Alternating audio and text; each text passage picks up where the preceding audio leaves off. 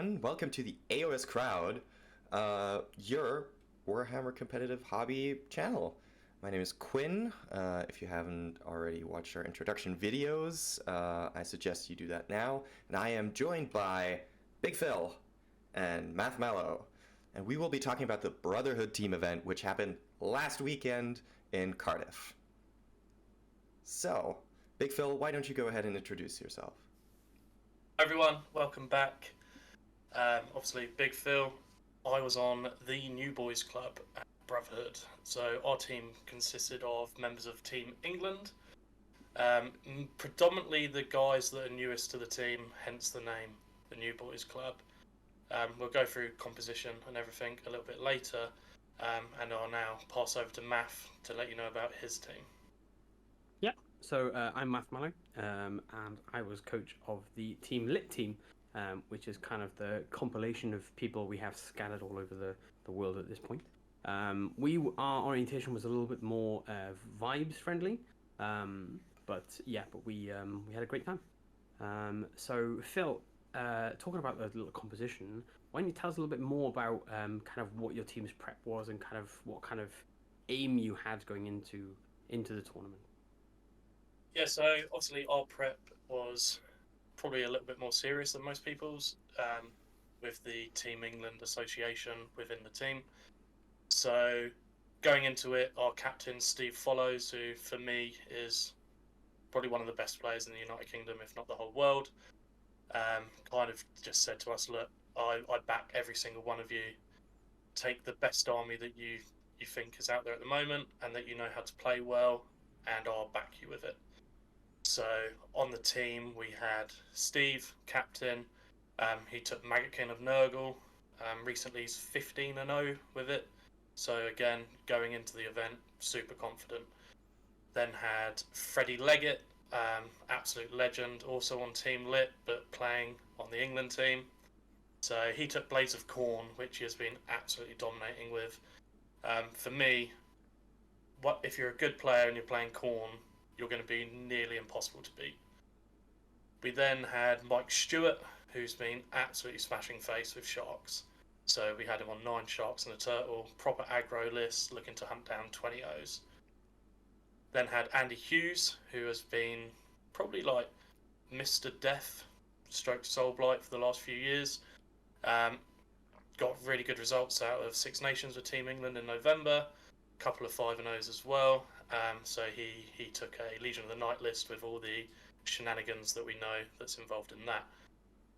We then had myself, and I decided to take Feck.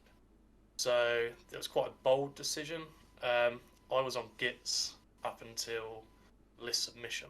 So day of list submission, I decided dropping Gits. I want to try Feck. The team was a bit dubious, but when we go through the games, hopefully I changed a few opinions on that one. Lastly, we took a really, really strong list in Sylvaneth. Simon Weekly, you're an absolute idiot. He decided to take Ilariel, Balthanos, and 3 Tree Lords and maybe a Archrev or something, but the list was hideous to try and do pairings with. How did your teams compromise themselves, guys? So just before we move on from that, I just wanted to think. So what made it so difficult to pair with? Just sort of like so we kind of think that. So the list itself, we didn't really have a really strong matrix for. So as far as we're aware, not a huge amount of practice went into it. Wasn't super confident with his pairings, so we're looking at a lot more ambers, so like could go either way, light greens or reds. And with the teams we're trying to compete with to try and take out the event, we just didn't get many strong matchups, which ended up meaning we had the term bust quite a few times thrown around. But he did well and he got points out of some tough games. So yeah. No. But yeah, that's fair. I understand. So for those of you who don't know kind of how matrices work into tournaments, basically, before we go to a tournament, we'll see all the lists. And then the more competitive teams will always do something that's called a matrix.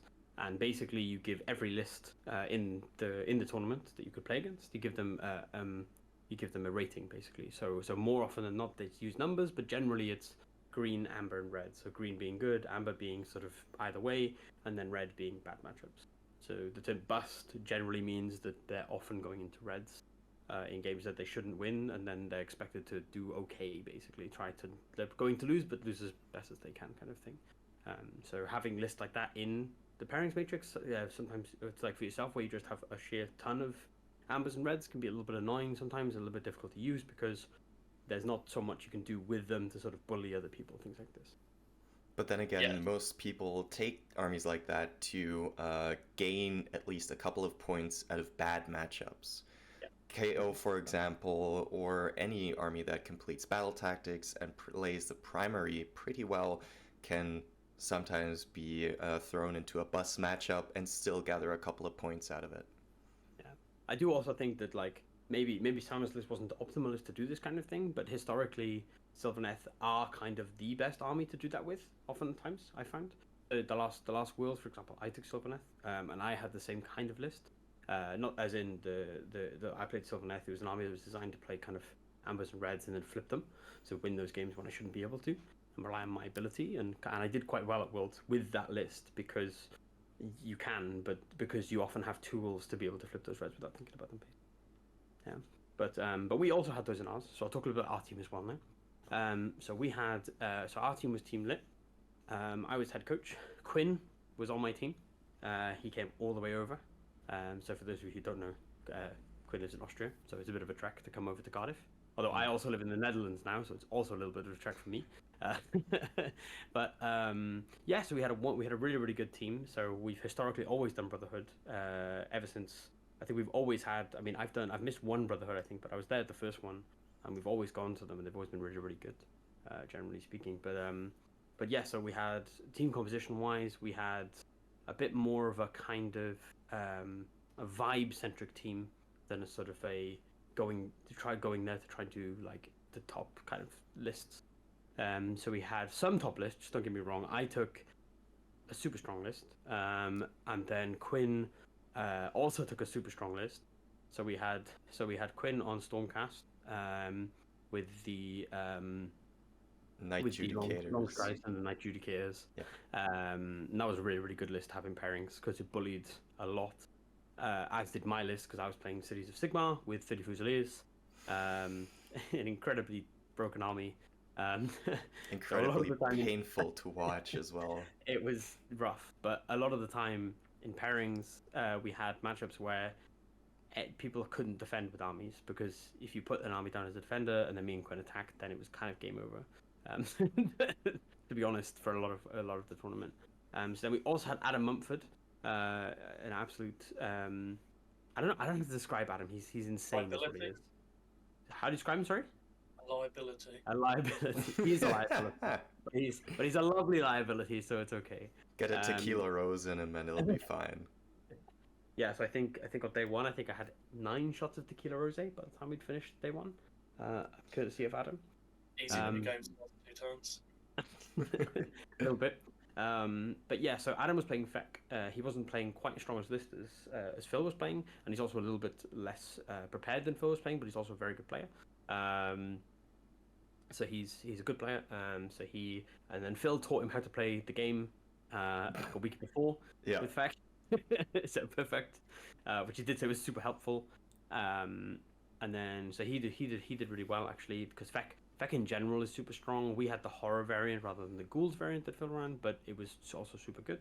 I obviously played my cities list, which was super strong. And then we had Mark Colwell, who, if you know Mark, he's a lovely human being. So he was kind of our lose well list, as we call it, the list that had a lot of ambers, that kind of stuff. He was playing coalesced 1-drop, and the idea was that he can go in very quickly and kind of keep people pinned, stop them playing the primary, that kind of thing. And it worked quite well for that kind of thing. And then we had Alex Tubbs on Big War. So Alex was fantastic. Alex did really, really well. Big War, super good army right now. Being able to score battle tactics without engaging, which is always a super strong ability.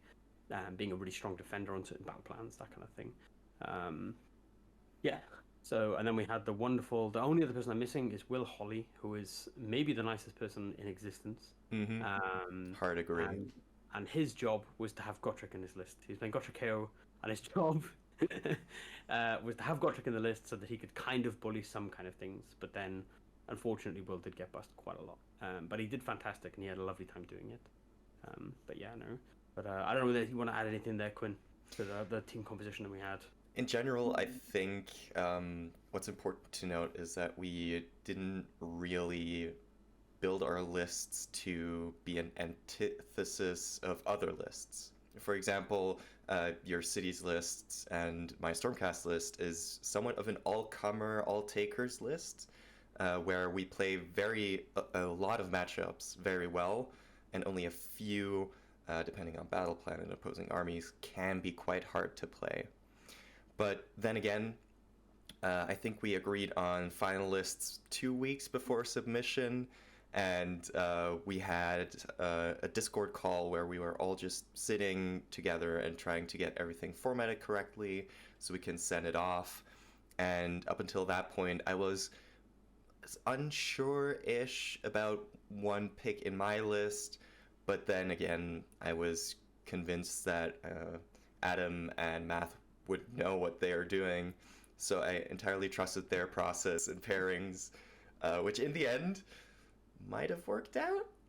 Yeah, it kind of worked. But just yeah, quickly, guys, your composition of your team seems a lot more broader than ours was. Ours was quite polarized into playing combat matchups really well, whereas you guys with Stormcast, cities, you had these two like pulverizing shooting lists, right? Yeah. Which obviously give you much more play in the scenarios, like you mentioned, where you know you can attack straight down with them, and someone is going to be eating a red pretty early as a defender. And then you've got the big war list, like you alluded to. Super consistent battle tactics, grand strat. You can put that into tough scenarios, guarantee points, but can also guarantee big wins with it in the right matchups. Yeah. Beck, I kind of felt like was the unknown for a lot of people. Like, lots of people just had them as ambers because people didn't know exactly how they'll play. And like you said, Adam didn't know how they played till we played on TTS. So who knew bringing your units back and then mustering them to full strength was good. Mm-hmm. I mean, who would have guessed? I saw some interesting stuff with Fact this weekend. Yeah. On the tables. But then again, you do have to keep in mind that the FEC book was maybe out for 3-4 weeks ahead of list submission, so a lot of people just didn't really know what to expect.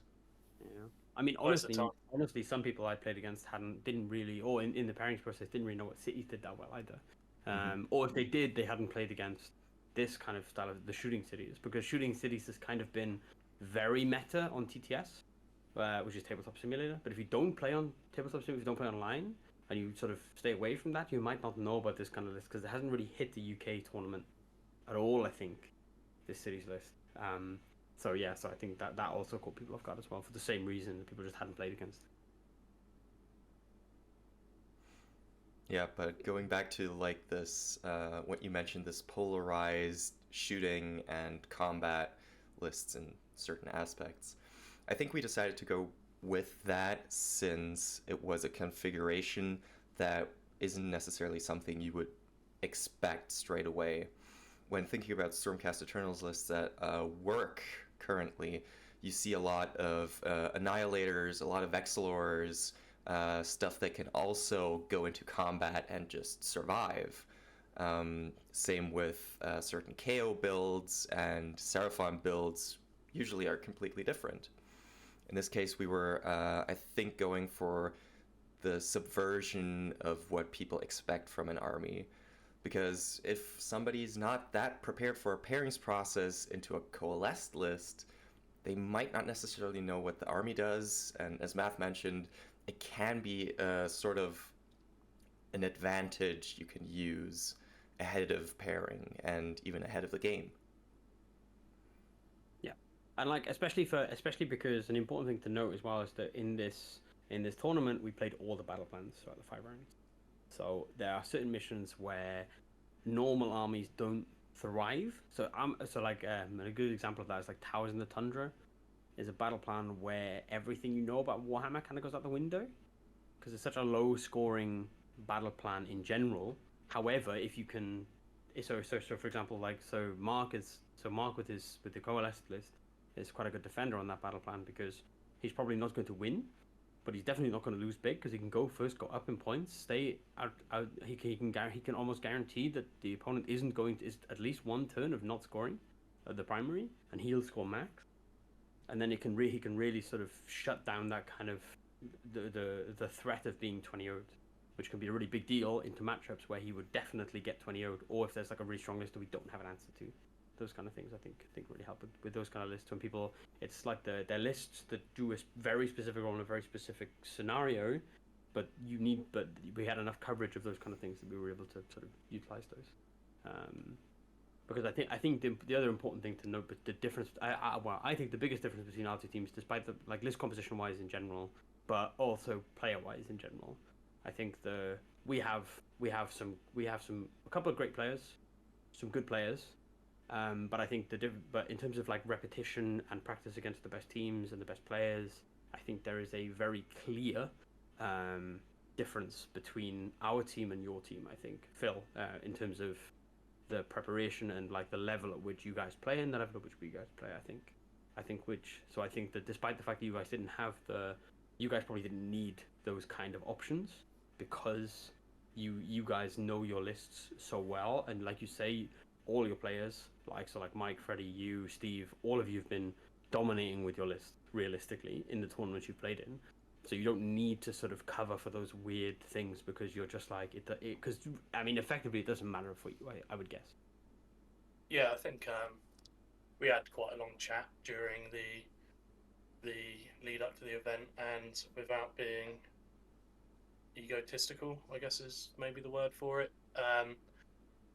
We just assumed we'd play a gap, a lot of people, regardless of matchup. So you'll see in some of our pairings when we go on to talk about the rounds, the matchups that we took, you'll see that alluded to maybe more so in my matrix than the others, but I'm a big believer in that I back myself on the table if I know I'm a better player than you. If I'm in a bad matchup, I'm still going to expect myself to get 20-0, a 19-1.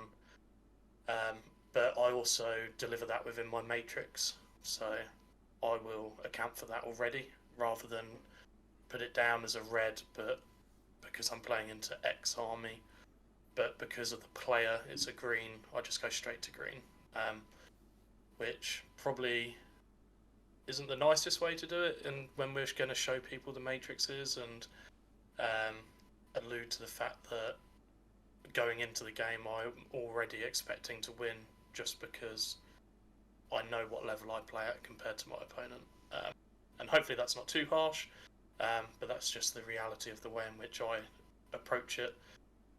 Positive thoughts are positive outcomes, so if you go in believing, you're going to come out with those points. In terms of like the pairings themselves, did you guys have like a plan? Because when we went into it, myself and Steve, we looked to defend really well and looked to buy a very solid green in our opening rounds, and as soon as the opportunity arose to take out the worst list for our whole matrix, we took it. Did you guys have any like solid plans going into place with your pairings? So we kind of did. So obviously I did the pairings with Adam, but we had the plan that we did was basically we picked the defenders the day the battle plans came out, because the reason we joke about Adam being unreliable is because Adam we like to drink, me and Adam. So we knew that especially Sunday morning was going to be a rough one to try and make a plan in the morning and that kind of thing. So we preemptively picked all of our defenders based on what we were going to do. But effectively, the game plan we had was similar to yours, but we weren't trying to get good pairings early. We were trying to get bad pairings early. So what we were trying to do was we'd pair people onto battle plans where they could play it fine, but then they'd have all the reds basically, or they'd have 3 reds maybe, and so the people who had the worst matrices, we'd defend them first on battle plans that they could play. So then we knew that they would get points, but then we could take out the potentially the problems for lists like me. So then me, Quin, and Adam, who were probably the strongest lists in the team, and Bigwa as well. So potentially we could put them into those matchups and then get big 20-0s effectively. So then we were playing on the fact that we were hoping that we would win bigger than that list would lose effectively, is kind of how we paired. It's probably not the most optimal, but based on what we had, that was what we figured was the best outcome for us to be able to pair. So that's kind of the difference that we had between you, I guess. I don't even think we had a matrix document. Oh, we didn't do a matrix. No. The Matrix was me and Adam vibing. That was the Matrix. Yeah. We didn't do a Matrix. Yeah, we got called out by. So we played. So I won't spoil who we played later. But in one of the rounds we got called out by it because we didn't know what battle plans we were playing, and because we hadn't written it down. And then the opposing team thought we were trying to be sort of funny and clever and all. Oh, cool! You don't know the battle plan, and that we were like. Sure. Yeah, we'll go with that one. We didn't really have we weren't going in with a matrix. We picked the defenders before we went, and then we sort of remembered who we were going to defend with, and then that was the plan effectively. Yeah. I don't think we did anything different than that at all throughout the whole thing, and the plan didn't change at all. Didn't seem like it anyway. We were all just having a good time. Yeah, Speaking of which, we might as well just start diving into lists, because I'm eager to hear Phil's thoughts. Yeah, me too. So I decided to take brand new Feck. So I was really lucky in the sense that it was ruled as legal for this event, despite the official battletome not being out yet. Did cause some issues with it not being on the app, etc. So fortunately, just take your battletome. I also took my wargame cards, so I'd give those to the players so that they wouldn't need to ask me questions. They could just go through, look at all my rules. Because a lot of the time, if you ask questions about things, you might give away what you're trying to do or your plans, etc. So I was quite fortunate, and again, self-proclaimed king of the reps, I managed to get 52 practice games in with Feck in the lead up to the event. So, like I alluded to earlier, I was on Gits up until list submission deadline, of which I was going to take my list from Atlanta. However, I decided I was going to throw a spanner in my team's works and asked to take Flesh Eater Courts. This came with a lot of, I wouldn't say negative comments from the team, going, hang on a minute, it's the best thing in the game, why are you not taking it? And Steve just turned around and said, if it was anyone else wanting to take a different army at this stage, I would tell them no. Fortunately for me, I play a ton of games, and I'd already backed it up with a strong showing in practice games against various individuals that were attending this event. So, list submission deadline, submitted my list.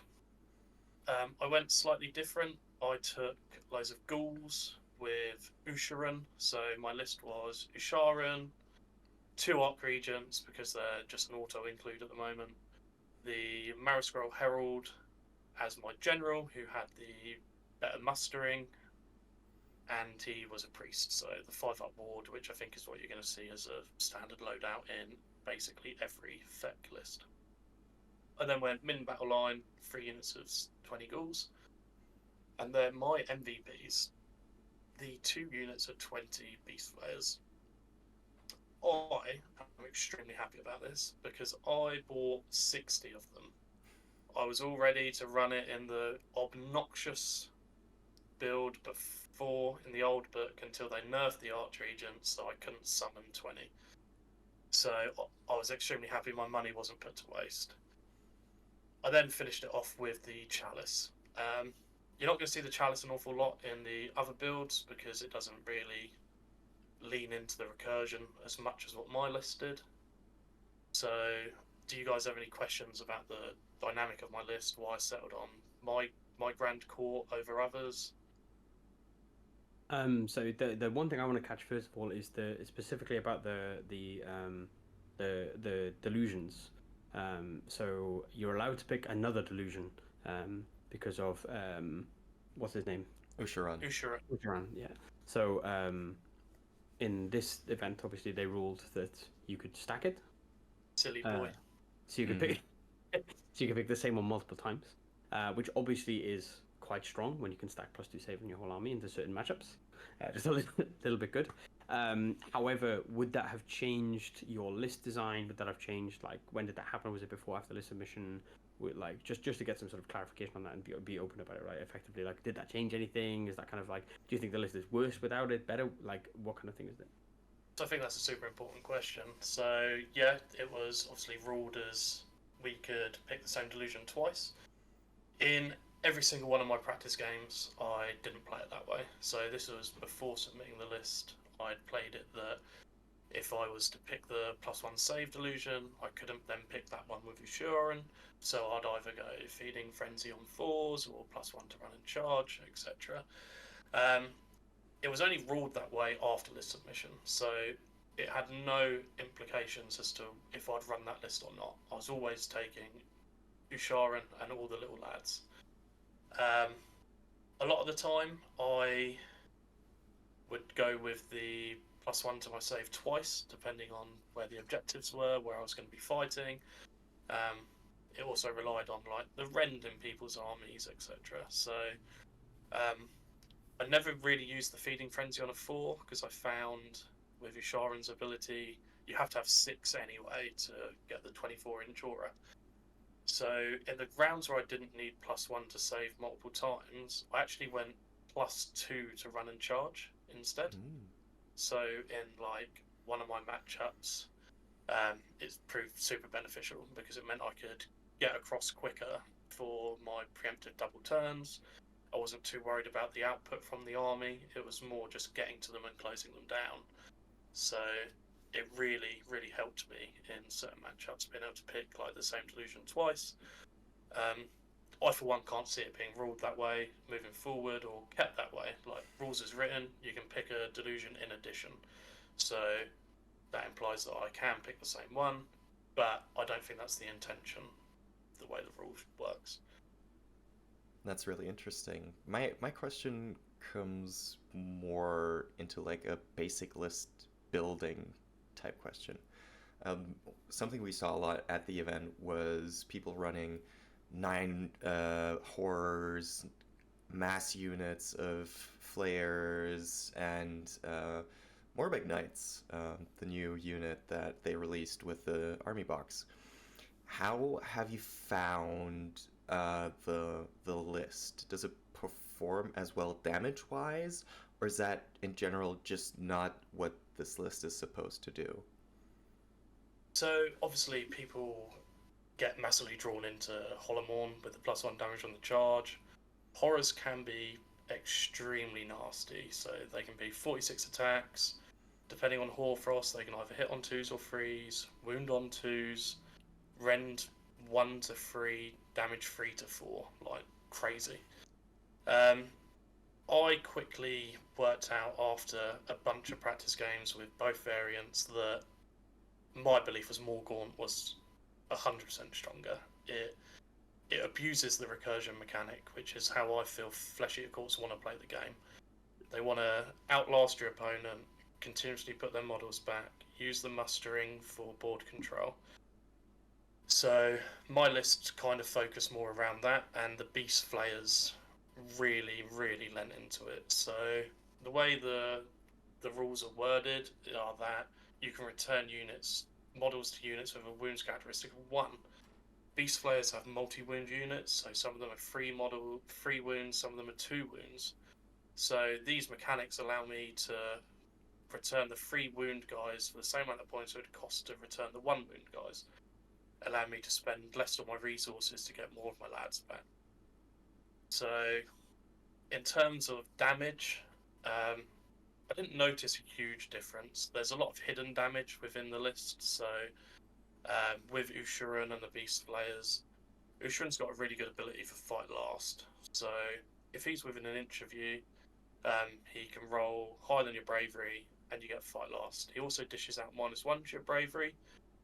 So in a lot of my matchups, I was trying to get him involved as quick as possible, and then picking where I'm going to fight based on my Beast Flayers afterwards. So my Beast Flayers were more often than not going to be 6 attacks, 2s, -1 flat 3 damage, 16 attacks, 3s, 2s, -1 2 damage, and then 42 attacks, 3s, 3s, either no rend or all the rend, depending on if I got Hoarfrost off.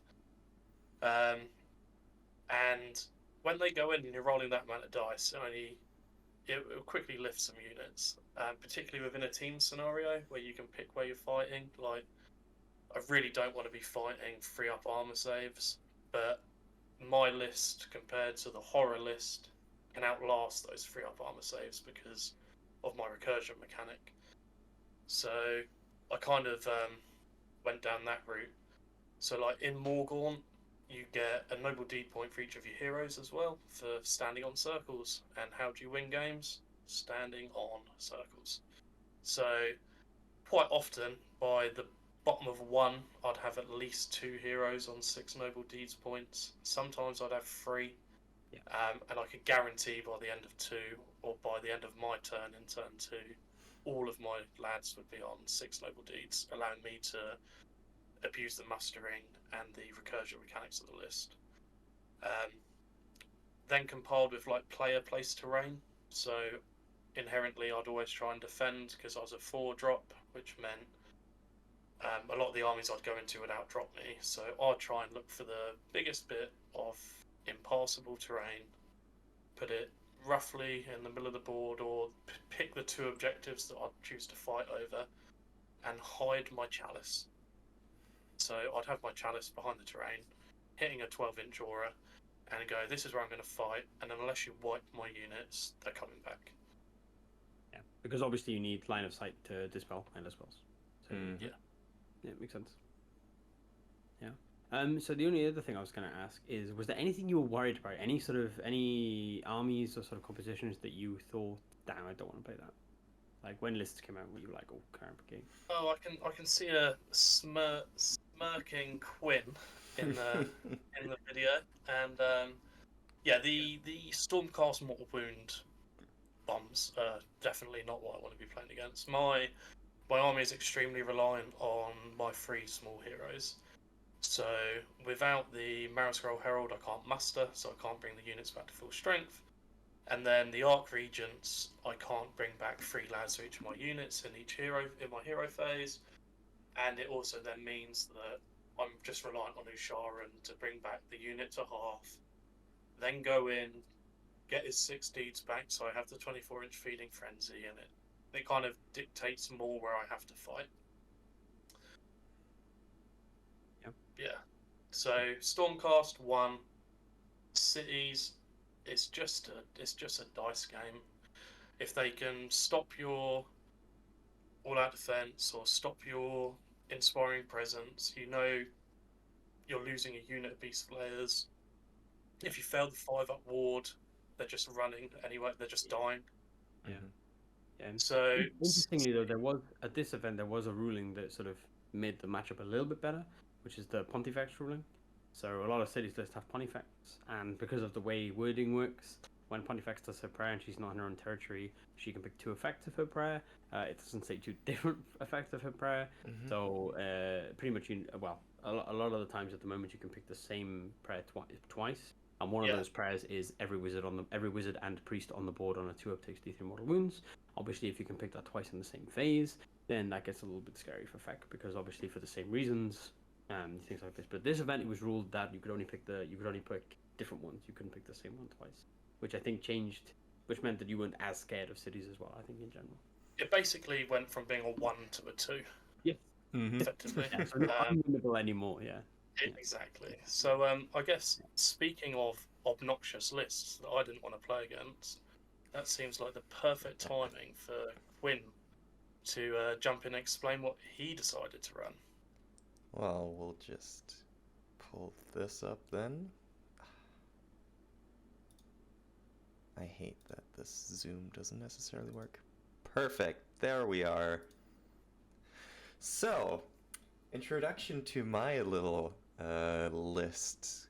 First and foremost, I ran Stormcast Eternals, Science of the Storm, because as much as I love Stormkeep, it's not as viable in teams, and especially this list massively benefits from Science of the Storm.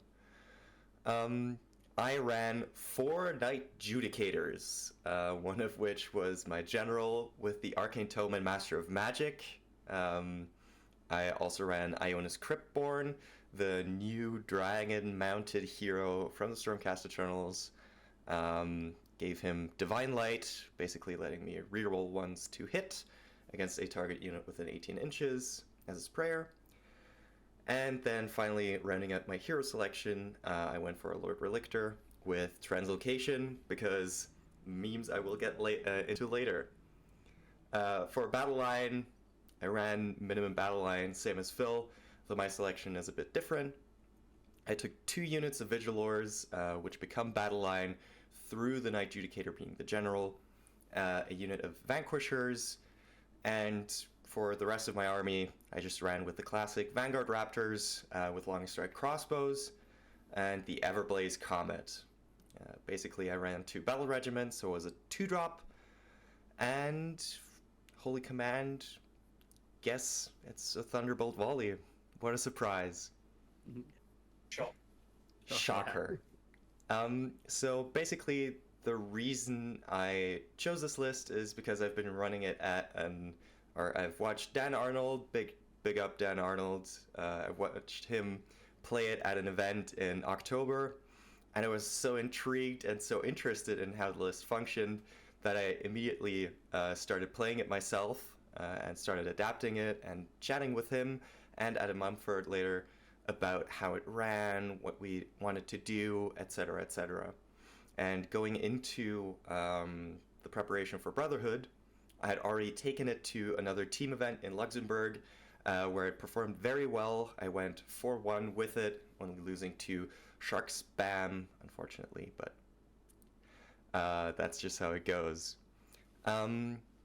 Yeah, for those of you that do not know what this list practically does, is the Knight Judicator has an ability called Gaze of Sigmar, which allows me to pick a point within 30 inches of the Knight Judicator, and from there, every enemy unit within 6 inches gets rolled for. On a 4-up, it suffers D3 mortal wounds, and it's just so much fun. I love it. It's so good. And one of the interesting things about it is that it doesn't require line of sight. Yes. That's the point. Yes. So we actually so in one of the rounds we paired based on that. Yeah, you did. Yeah. Yes, I did have to play Frigid Zephyr, Yeah. which if you take a look at the list right over here, you can clearly see that it is not something I like to play, because every single thing in my army shoots, and to shoot you need line of sight, and in Frigid Zephyr you don't have line of sight. So my 30 inches are either reduced to 12, or I can just pray that the squall dissipates. But yeah, Just quickly on all these Judicators, so obviously you alluded to the fact that Dan Arnold was also running them. yes. Why do you believe we're seeing more Judicator builds now over the Vexillers, that you don't have to roll the 4-up for, the mortal wounds are just guaranteed? Explain to me why you've chosen the Judicator route over the Vexillers.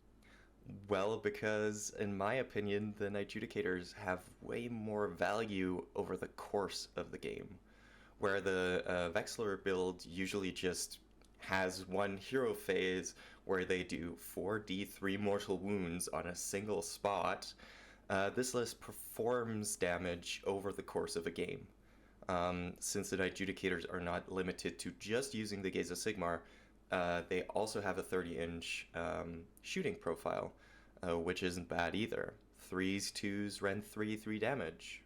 What more would you want?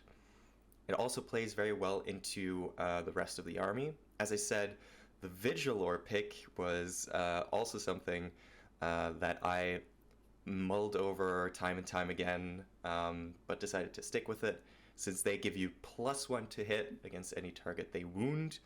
And then again, to the Ionos pick with the Divine Light, rerolling 1s to hit just makes the Knight Judicators go ballistic because they hit on 2s, rerolling 1s, and they wound on 2s as well.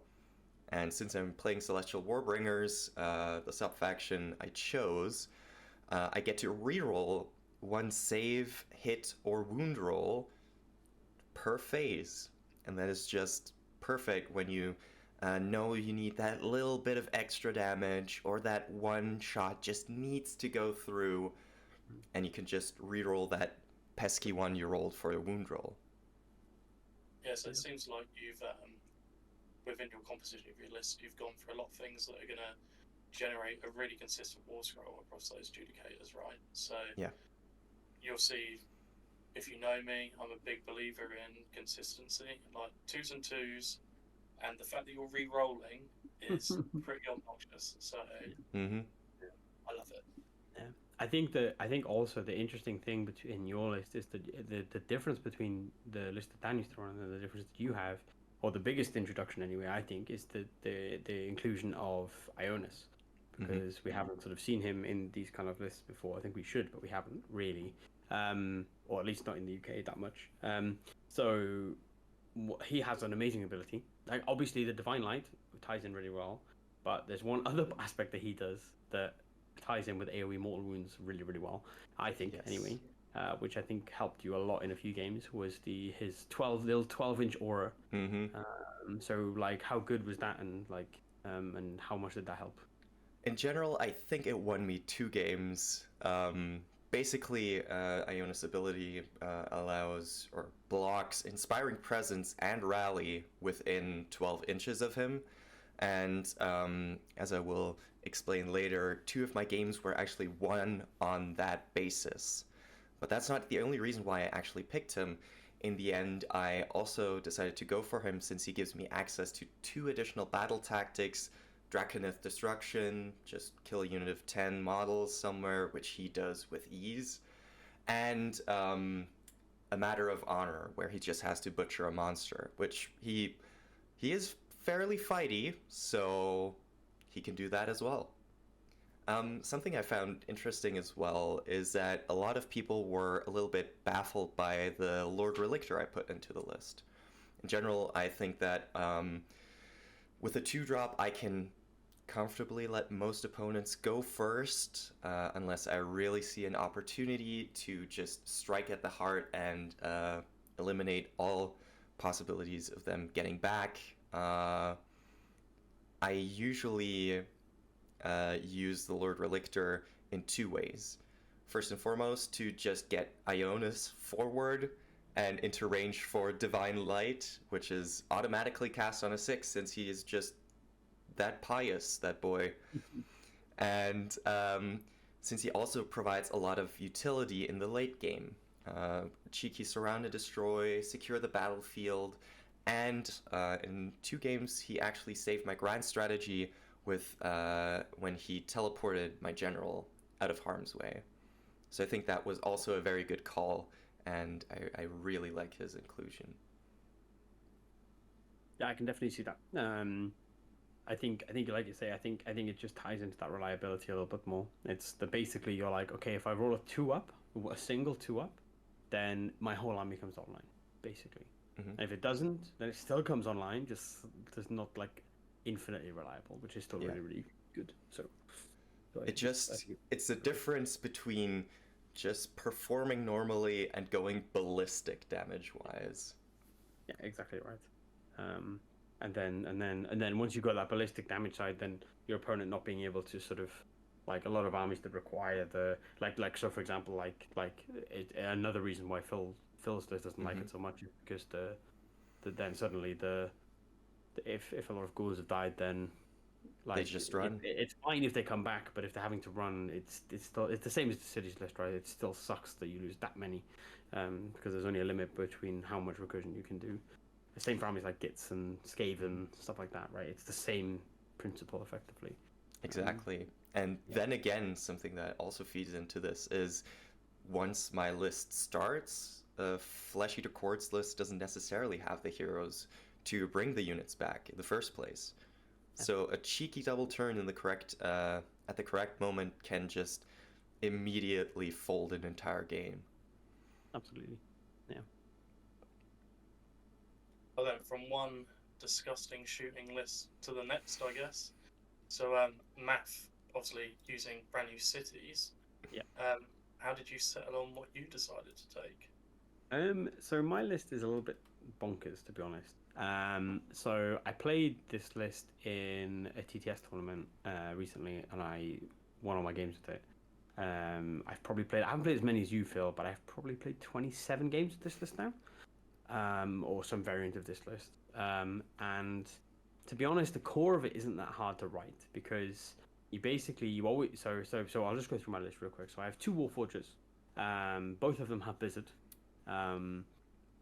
Because they can't learn another law spell that's any good, so you just take Blizzard, basically. I have a Steam Tank Commander, who's my general. Steam Tanks are amazing on a 2-up save, they're fantastic. He also makes Steam Tanks Battleline, which is quite handy. And then I have Pontifex, because I think Pontifex is quite good. I don't think I used her how everyone told me I was supposed to use her. But I think she does a very specific role very well. But a lot of people, like generally people use her for like a big, either to sort of hit the heroes with the Mortal Wound Bomb or for the ward aura. To be honest, I didn't find I needed the ward very often. But more often than not, I sent her after heroes, like running it down on the flanks at heroes. Because at the start of the combat phase and after she fights, she does D3 mortal wounds.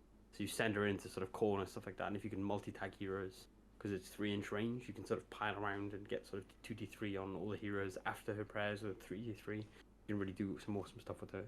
And then I had my oddball choice, which is the Fusel Major on his ogre, my narrative pick. And then sort of the broken part of the list. Well, there's 10 steel helms in there to make my broken part battle line. But I have 30 Fusiliers, which are obnoxiously strong. To be honest, so 62 shots, 3s and 3s because of my command trait. So 3s and 3s, rend 1, damage 1. With the spell from the Warforger, meaning that 6s take the mortal wounds in addition. For my whole army, but specifically on these guys, it's quite good.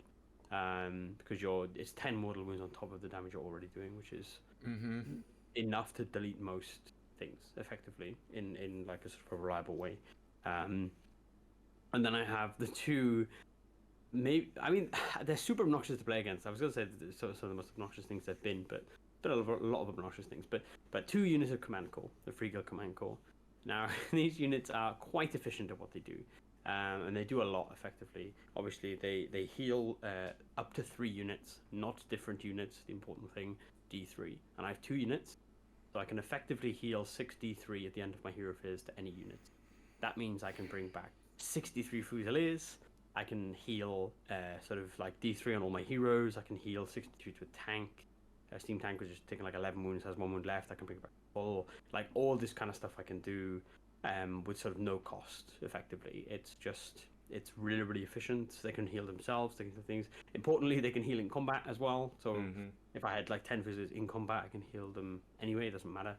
There's no restriction on that. So that's one really strong part of it. The other strong part of it is that they have a guy with a rapier, and because he's a really sneaky guy, twice per turn, not battle round, importantly, so 4 times per battle round, I can roll a dice when you use a command ability, and on a 4-up I stop it. But it still counts as being used. So suddenly my 62 shots at rend 1 suddenly become terrifying because on a 4-up I stop all of it. And then after I've done all that damage, on a 4+ I stop Inspiring Presence. Which is not what you want for a lot of armies. And then again in your turn then, if you try and rally on a 4-up I stop it. There's just a lot of armies in the game that use command abilities for certain things. And it really neuters a lot of stuff that would potentially be a threat. So for example, Stormcast, right? They're Hellstrike Volley, so they shoot in the hero phase. On a 4-up, stopped it, counts as used, can't use it for the rest of the game.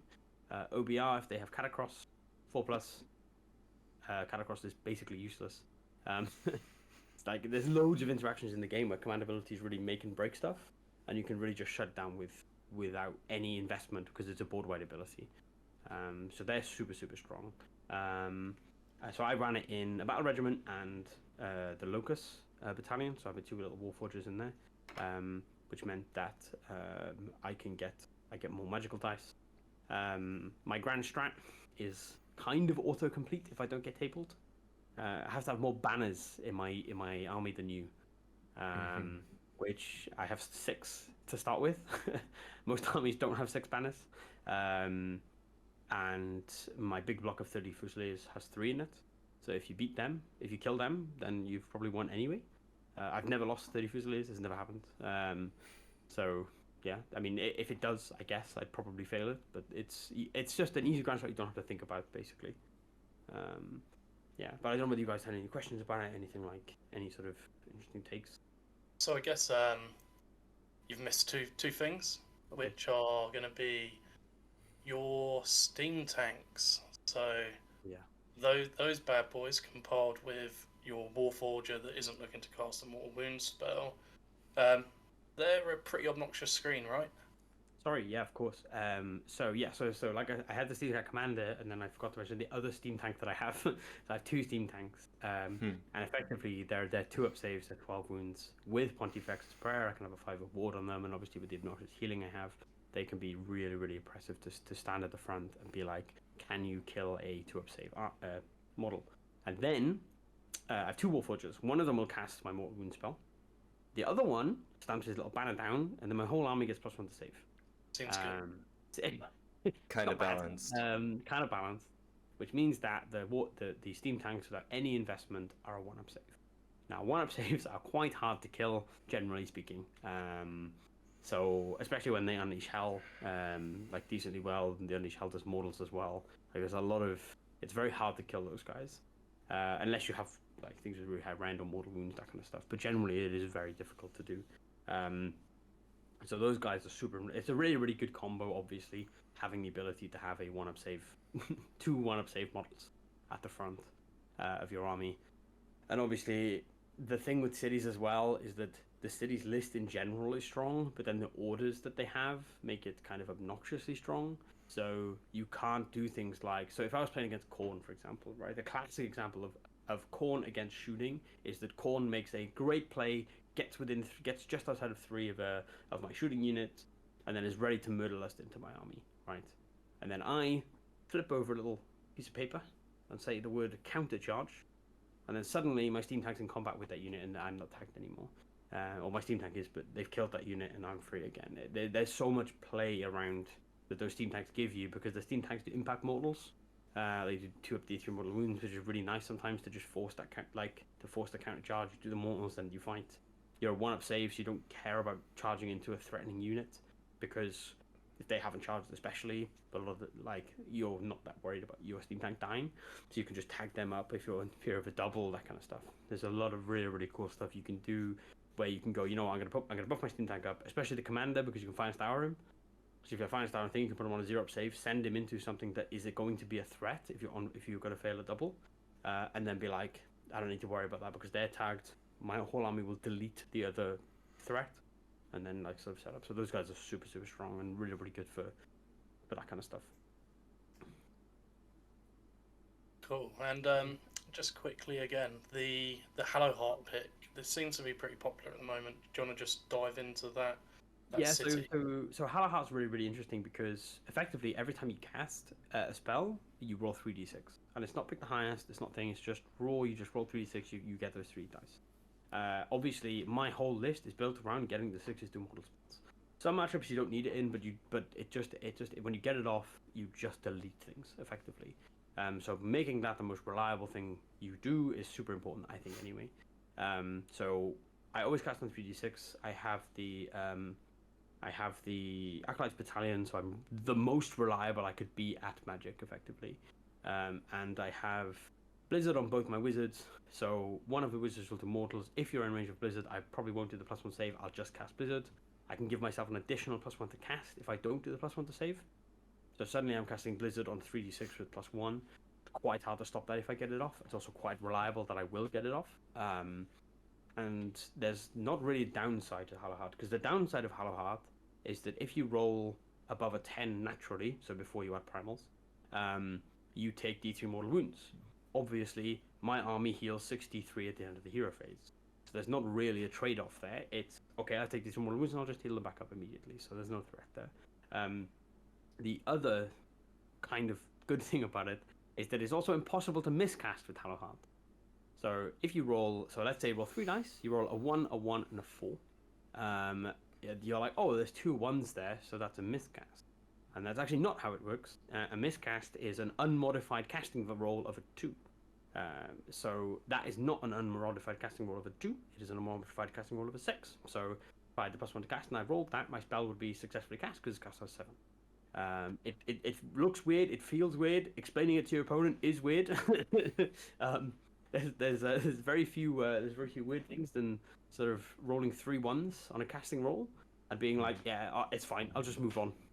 And they're sort of Not like, gonna add any primals though. yeah, not gonna add any primals. Obviously, if I was to add a primal, it would be a primal miscast immediately. But it is a very weird one, but that some people don't know about. But effectively, that's how it works. Because obviously, a 1/1 is also still not an unmodified 2. You still don't miscast. The caveat is that in armies like Slaves to Darkness, they have a special rule where they roll 3 dice. However, if 2 of them are 1s, then they take D6 mortal wounds. That's a special caveat in their book. So you do not have one. So there is no exception to that rule, effectively. And that just Which makes it quite reliable in an army that's based on your heroes. Yeah.